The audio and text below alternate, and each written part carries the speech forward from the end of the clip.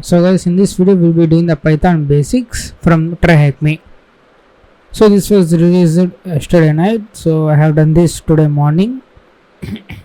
So you don't need to set up any environment for doing this room. They will give you the environment right here. You can click on view site and you can see these IDE will open. So let's get started. First one is hello world. So we need to print the hello world string onto the console. So generally, I think I can't zoom this. So you can write, there is a function that is print and hello world. So these functions in any programming language are piece of code that you want to write, do something task like 100 times. So you can simply name the task as a function. In our case, this is the print function. So the print function takes the string as an argument. So argument means what you want to pass, or you can also call this as parameter. So this hello world is a normal string. If you did not give these quotes, it will not identify. So you need to put this double or single quotes to identify that it's a human readable string. So you will pass this into this print function. So actually we are going to say is print this string onto the screen. So whenever you run the code, and you can see the Python's code output is hello world and the flag is this one. So you can paste the flag here. So you can also do the mathematical operations. So by default Python comes with an interpreter. That interpreter do the math for you. But in this case, this is not an interpreter. This is like an IDE. So you can just simply run this print of something. So in the Python, addition is plus, subtraction minus, multiplication star, and division slash modulus. So you will get only the remainder for this modulus operation, and exponent star star. So what you want to do is we need to do some operations. 21 plus 43 is 64. So you can't write directly 64 here. In order to get the flag, you need to say 21 plus 43. So this backend code will identify that you have written 21 plus 43. So that's why you will get the flag. And in the same way, 142 minus 52. And you can run this. So this will be a value, and we are printing that output to this console. So run this, and you can see we got the flag. And in the same way, 10 into 342.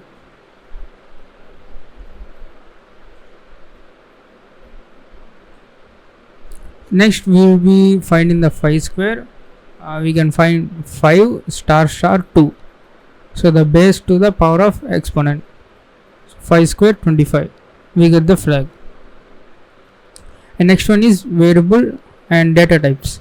So if you want to, we have got the 25 right answer. So if you want to use this 25 anywhere in your code, you cannot write like 5 star star 2 every time. So what you can do is we can say a is equals to 25. So whenever I say print of, I can say 5. So now I can say instead of 5 star star 2, I can say print star star a star star 2. So that 5 will be replaced with this a at the runtime, and 5 star star 2, which is 5 square, gets executed. Now if you run this, we get the same output 25. So that is the useful of the variables. So you can once assign the values to these variables, you can use them anywhere. So variables are like memory regions which will hold some value for you. You can use that value by representing this a instead of full calculation. Suppose I have some mathematical calculations, 5 plus 10 into 2, so which is 25. If I want to use this expression again, I can just simply say print a. So that is the usefulness of the variables. And here there are some variables. This is the string. So these are the human readable ASCII characters. And the floating point 9, you can see decimal, and integer are normal variables.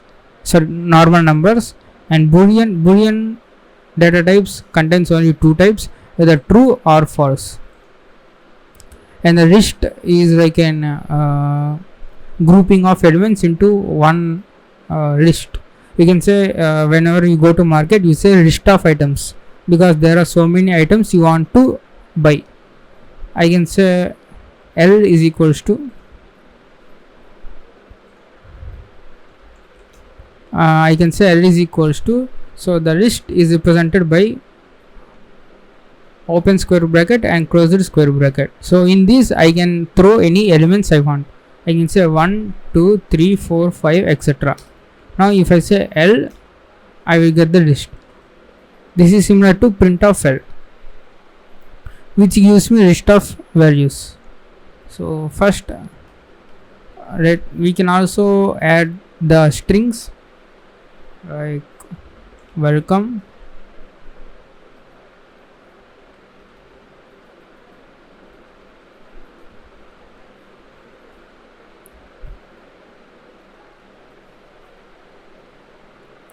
so I can add the string data types, and I can have the string data types and integer data types in the same list. There will be no problem. In other programming languages, these lists are called arrays, and those arrays are only single data type. So if you want to assign string to an integer array, so it won't take. So that's why these are called lists. So you can say L of, so I want to explain one more thing, that is indexing. This first element is represented by index 0. So if I say L of 0, I want only the first element, not all the elements. Now if I hit enter, I can see I got the only welcome. Now L of 1, so you can simply say 23. L of 1, 23, and L of 2 is 45. So you can see 0, 1, 2. You can call them using L of list name of 0, 1, 2. So these on the new other line, print out the value of height. What is the flag that appears? So what is the height? So we need to create a variable and set its initial value to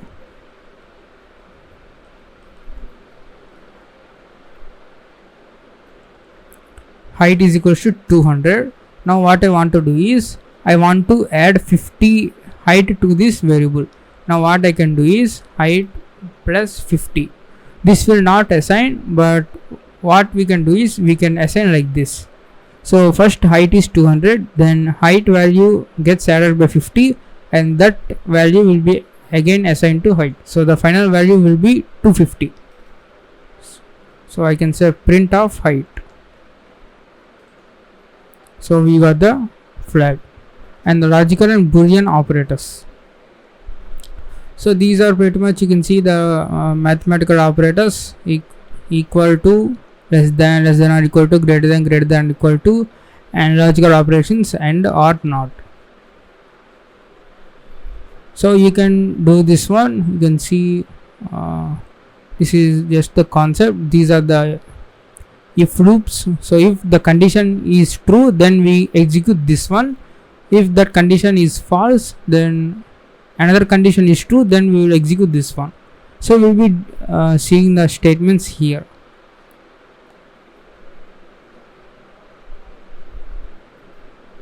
So we need to go to the shipping.py. So here we have the, so let's read this. You will create a program that calculates the total cost of customer shopping basket including shipping.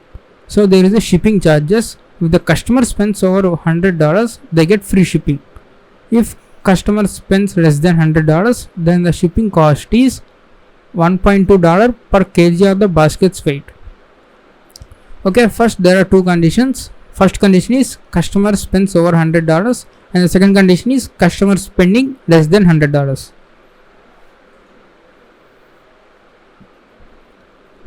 What we have been asked here. So these are the two variables they have been given. Customer basket cost. So copy this. Since we can see here, this is the 30, right? 34, right? If customer basket cost less than 100, then what I want to do is I want to create a new variable, that is shipping cost is equals to, so how to calculate the shipping cost? 1.2 into per kg of the weight. So the basket weight is 44. So copy this basket variable and I can say 1.2 into this customer basket weight.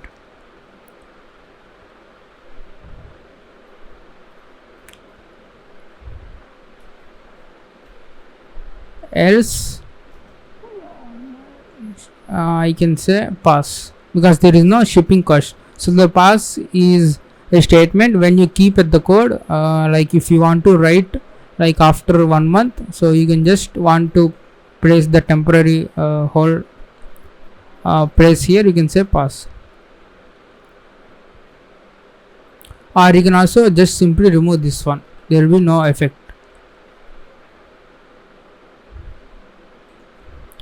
You can also first say shipping cost is equals to 0. Initially we assume that shipping cost is 0, and then if the customer basket cost is less than 100, then we will add the shipping cost.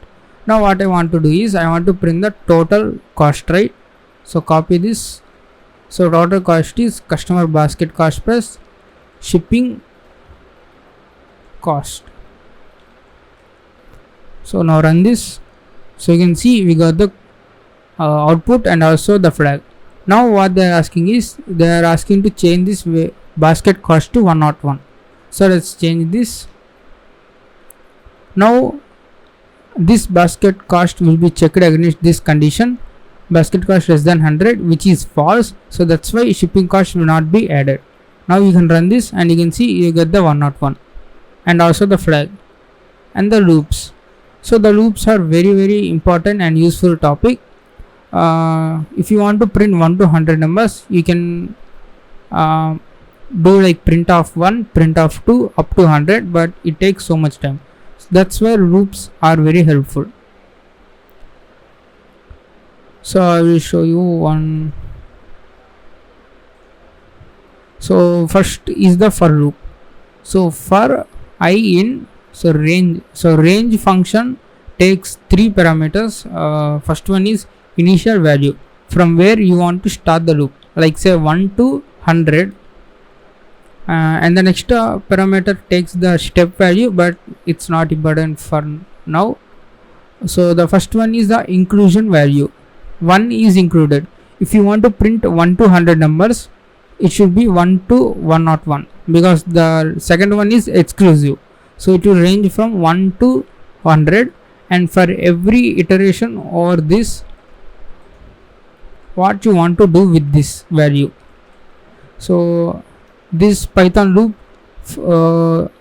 starts from 1, 2, 3, and for each iteration the I value takes this place. For first iteration the I value takes the value of 1, and for the second iteration it takes the value of 2, and so on.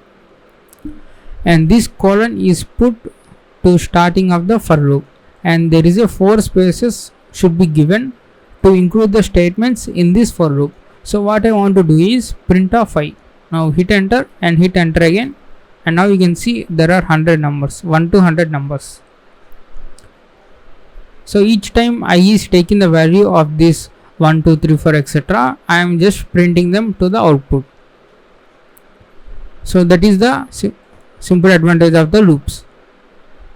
Now code a loop that outputs every number from 0 to 50 for I in range of, so 0 is inclusive and they want us to print 50 also, so I need to say 51. Now I can say print of I. So be careful in giving the spaces, there should be exactly 4 spaces, like if your computer is tab is equals to 4 spaces, then you should give 4 spaces. Now run this code and you can see we got the flag and also 0 to 50 numbers. And the final one is, I think there is another one, okay, Bitcoin project. So go to the Bitcoin, and here what we are going to do is this is the introduction to function. So we need to write a function to calculate the Bitcoin to USD.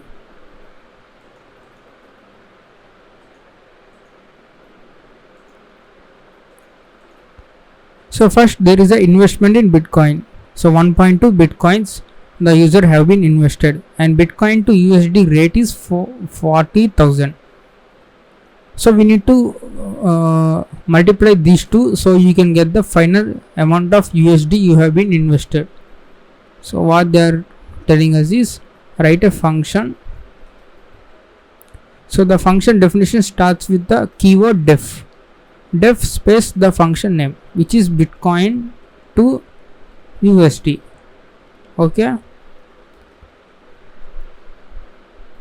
so I will explain these functions. Function sum of, let's say, a comma b. So this if you want to add two numbers, it's very easy.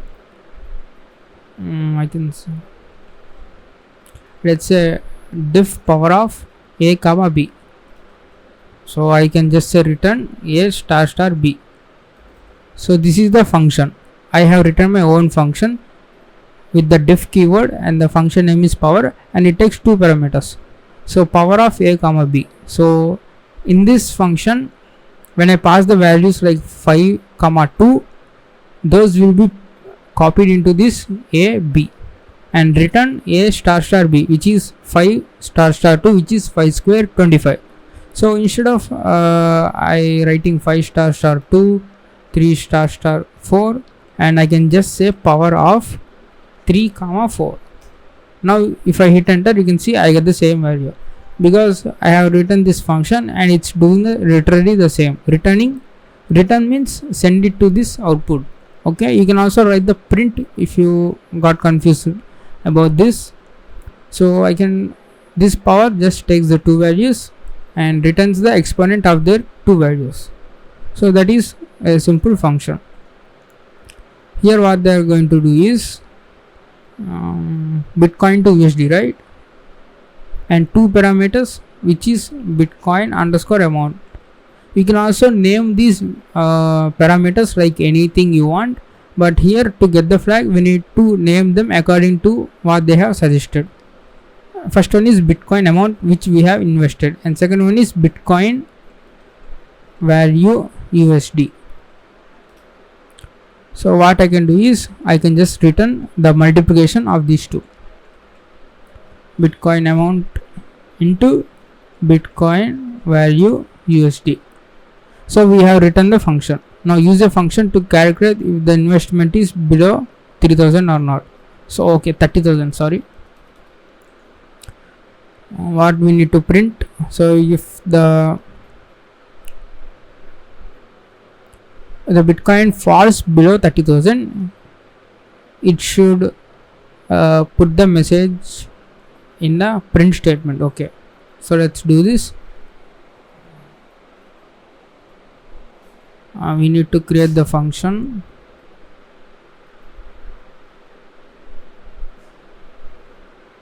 So what is the function name we need to create?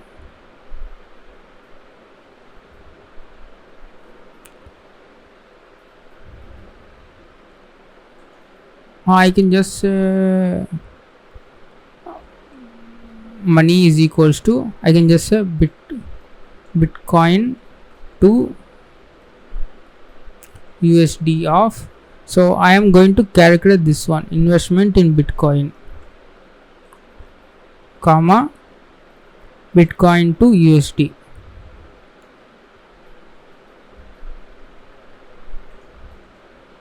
So this will return the amount of USD in my money. So now I can say if money less than 30,000. Now I want to just say print alert.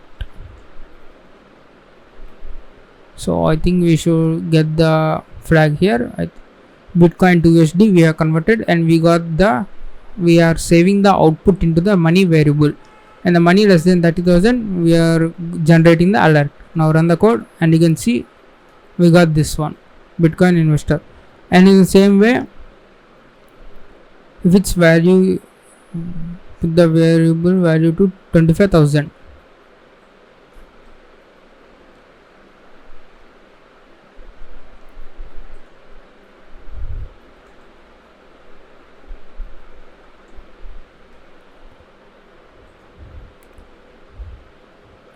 25,000 and run this. Okay, what we need to do is update the Bitcoin to USD variable value to 25,000.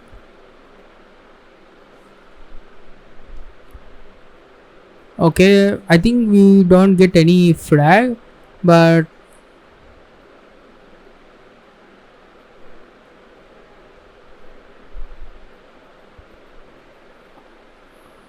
yes, I think we don't get any flag here. Okay, so if you 1.2 into 25,000 will be obviously greater than 30,000. I can say 1. Now you will get the alert. So next one is files. So the file read, so there is a flag.txt. We cannot access this one, so you can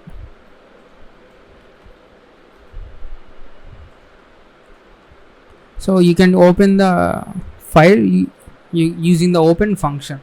So open function takes two arguments, which is the file name flag.txt comma in which mode we need to open. So there are some few modes: read binary, write binary, append modes. So this read binary will read from the file, so the file should be exist. If this is in the write or write plus mode, if there is no file name flag.txt, then Python script will create one file for you. So file descriptor is equals to open of flag.txt. So this file descriptor is like a pointer which will point to the first element of this flag.txt. So I can say flag is equals to fd.read. So this will read all the contents into the flag variable. Now I can just simply print the contents of the flag, and after that you need to close the file. So this is very important, closing the file. Now if you run this, you get the file read. So this is how you read files using the Python. So this is all about the Python basics room from TryHackMe.